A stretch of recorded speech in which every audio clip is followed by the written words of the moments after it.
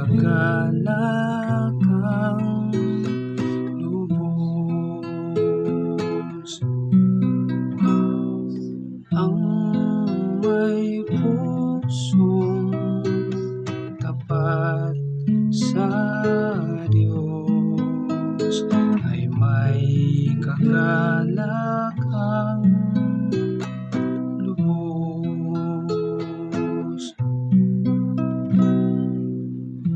Siya ay purihin, subi ng awit, ating papurihan ng kahangang mga gawa niya'y dapat na isay-isay.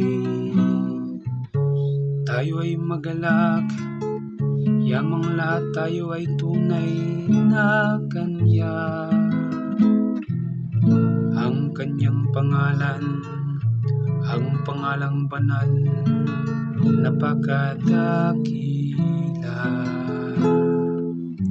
Lahat ng may nais manglingkod sa poon, dapat na magsaya. Ang may pusong tapat sa Diyos ay may kaganakang lubos. Siya ay hanapin at ang Kanyang lakas ay siyang asahan. Siya ay hanapin upang mamalagi sa Kanyang harapan. Ating gunitain ng kahanga-hanga niyang mga gawa. Ang Kanyang paghatol, gayon din ang Kanyang ginawang himala. Ang may pusong tapat sa Diyos ay may kaganakang lubos.